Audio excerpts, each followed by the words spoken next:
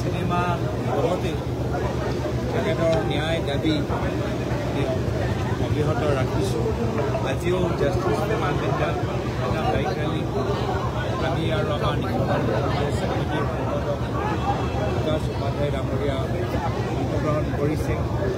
আৰু আমি সকলোৱে দেখিছোঁ, যিসকলে চিনেমাখন চাইছে ইতিমধ্যে, যে জুবিন দা আমাৰ অসমক ইমান ভাল পাইছিল, অসমীয়া চলচ্চিত্ৰ জগতৰ বাবে, অসমীয়া সংস্কৃতিৰ বাবে ইমানখিনি কৰি গ'ল।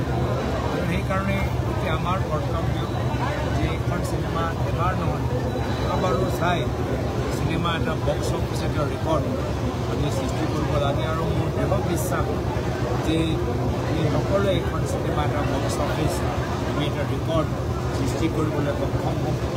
ইতিমধ্যে আমিও নিজৰ দলৰ সদস্যসকলক জুবিন দাৰ অনুৰাগী হিচাপে জুবিন দাৰ অসমৰ লৈ যে সপোন, অসমীয়া চলচ্চিত্ৰ লৈ সপোনটো বাস্তৱ কৰিবলৈ যে দলৰ সদস্যসকলক অনুৰোধ জনাইছোঁ যে সকলোৱে ওলাই আহি বিভিন্ন য'ত সুবিধা পায় তেওঁলোকে টিকেট কিনি চিনেমা হলত গৈ চিনেমাখন চাব লাগে।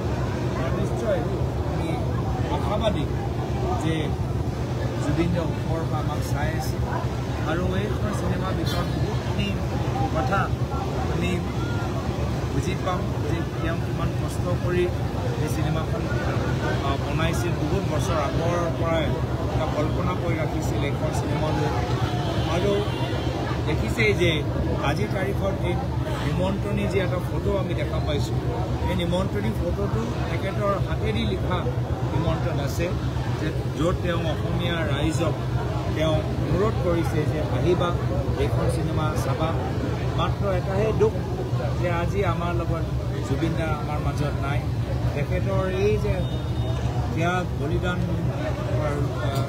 কৰি যিখন চিনেমা তেওঁ বনালে, আজি তেওঁ আমাৰ মাজত থাকি এইখন চিনেমা যদি আমাৰ মাজত থাকিলেহেঁতেন কিমান আনন্দ তেওঁ লাভ কৰিলেহেঁতেন, কিমান ফূৰ্তি তেওঁ পালেহেঁতেন।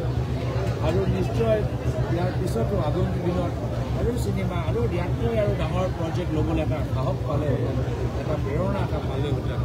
এয়াই এটা দুখ থাকি গ'ল যে ভগৱানে নিৰ্দেশকজনে আমাৰ মাজৰ পৰা লৈ গ'ল।